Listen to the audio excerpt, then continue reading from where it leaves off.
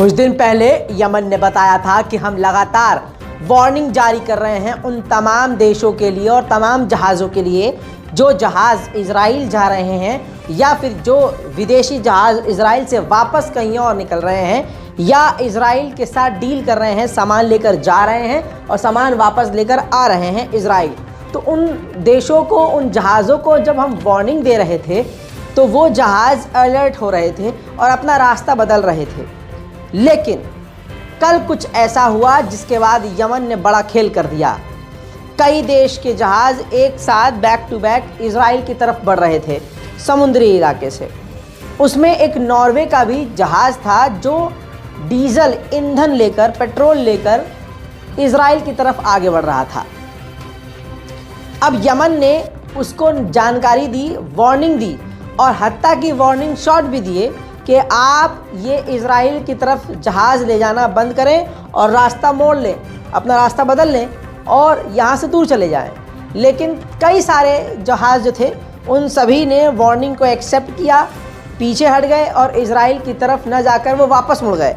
लेकिन नॉर्वे के जहाज़ ने दादागिरी दिखाते हुए यमन की वार्निंग को इग्नोर कर दिया, जिसके बाद यमन ने ये खुद जानकारी दी कि हमने फिर सीधा उस नॉर्वे के जहाज़ पर हमला कर दिया।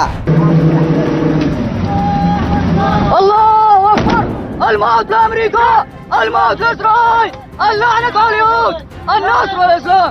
अल्लाहु अकबर, अल-मौत अमेरिका, अल-मौत इस्राइल, अल-लानत अल यहूद, अन-नस्र वल इस्लाम।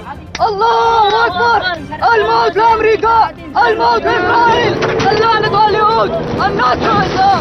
अल्लाहु अकबर, अल-मौत अमेरिका, अल-लानत अल यहूद, अन-नस्र वल इस्लाम। मेरे दोस्तों, ये तमाम जानकारी जो मैंने आपको दी ये मेरे मन से नहीं है, यमन के अंसारुल्लाह के आर्मी चीफ के द्वारा खुद दी गई है। सुनिए। बयान सादिरुन अनिल कुव्वातिल मुसल्लहतिल यमनिया बिस्मिल्लाहिर रहमानिर रहीम क़ाल तआला या अय्युहल्लज़ीना आमनू इन तंसुरुल्लाह यंसुरकुम व युथब्बित अक़दामकुम सदक़ल्लाहुल अज़ीम इंतिसारन लिमज़लूमिय्यति अश-शअब फ़िलस्तीनी الذي يتعرض في هذه الأثناء للقتل والتدمير والحصار في قطاع غزة واستجابة لنداءات الأحرار من أبناء شعبنا اليمني العظيم وأبناء أمتنا نفذت القوات البحرية في القوات المسلحة اليمنية। मेरे दोस्तों, इसके अलावा एक और जानकारी यह है कि उसी इलाके में फ्रांस का भी युद्धपोत मौजूद है और एक ख़तरनाक हमला यमन ने उस तरफ भी किया था।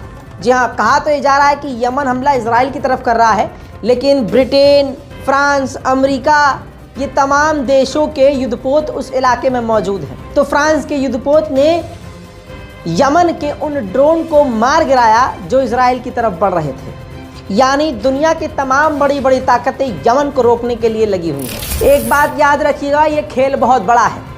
जितनी भी अंतर्राष्ट्रीय ताकतें हैं सब इजराइल की जेब में हैं। ये जो नौटंकी चल रही है यूएन की, ह्यूमन राइट की, समझ रहे हैं, रेड क्रॉस की, ये जितने भी अंतर्राष्ट्रीय संगठन हैं ये सामने से जो शोर मचा रही हैं कि गाज़ा के साथ गलत हो रहा है, फ़िलिस्तीन के साथ गलत हो रहा है, अंदर ही अंदर ये खुलकर खुद इजराइल के साथ है। इनका ये दोगला चेहरा है। कैसे? यमन वाहिद एक ऐसा देश है जो इतना मजबूत नहीं है, लेकिन खुलकर वो फ़िलिस्तीन के साथ है। और यकीन कीजिए, फ़िलिस्तीन के साथ होने की वजह से, फ़िलिस्तीन का साथ देने की वजह से इसके साथ यानी यमन के साथ बद से बदतर किया जाएगा और इसकी शुरुआत हो चुकी है। अंसारुल्लाह के ऑफिशियल ने जानकारी दी है कि वर्ल्ड फूड प्रोग्राम ने जो गरीबों को खाना देता है, अनाज देता है पूरी दुनिया में, यमन को उसने खाना पानी देना बंद कर दिया है। यमन के गरीबों को उसने अंतर्राष्ट्रीय फूड प्रोग्राम ने मदद देना बंद कर दी है। जी हाँ, जिससे आप समझ सकते हैं कि कितना दोगला रवैया है इन अंतर्राष्ट्रीय संगठनों का। सुनिए। अस्सलाम वालेकुम वरहमतुल्लाहि वबरकातुह। مواكبة للتطورات والمتغيرات والأحداث والإجراءات التي يعمل العدو على فرضها. طبعا سابقا تم تهديدنا نتيجة أو على خلفية موقفنا تجاه فلسطين. تم تهديد الحكومة في صنعاء بأنه سيتم وقف المساعدات التي يقدمها برنامج الغذاء العالمي للناس الفقراء والمساكين في المناطق التي هي تحت حكومة المجلس السياسي الأعلى وحكومة الإنقاذ الوطني، وعلى أساس أنه يتم التراجع عن قرار مساندة فلسطين وإلا فسيتم معاقبة مان। इस बारे में आपको मैं पहले ही बता चुका था, लेकिन अब कंफर्म और सुन लीजिए। 12 अलग अलग देशों के साथ मिलकर यमन के खिलाफ अमेरिका प्लान कर रहा है, क्योंकि वाहिद Yemen America, Germany, France, Britain, Israel सब पर भारी पड़ रहा है। समझ रहे हैं मेरे दोस्तों, अमेरिका ने खुद बताया है हम जो है 12 देशों से बात कर रहे हैं और यमन के खिलाफ मिलकर वो मिलिट्री ऑपरेशन करेंगे, टास्क करेंगे। यानी आधिकारिक तौर पर बिल्कुल अलग ऐलान अमेरिका ये कह रहा है कि एक छोटे से यमन के खिलाफ मैं 12 देशों को इकट्ठा कर रहा हूं। आप समझ रहे हैं? तो ऑटोमेटिकली देखा जाए तो फिलिस्तीन ये जंग काफ़ी पहले जीत चुका है, क्योंकि आप सोच के देखिए, जहां पूरी दुनिया की ताकत एक होने लगे एक गाज़ा को मिटाने के लिए, तो गाज़ा की ताकत कितनी बड़ी है। इसी तरह से यमन अगर गज़ा के साथ खड़ा हुआ है तो दुनिया की तमाम बड़ी ताकतें और ख़ासकर अरब देशों को ही इकट्ठा किया जा रहा है यमन के खिलाफ।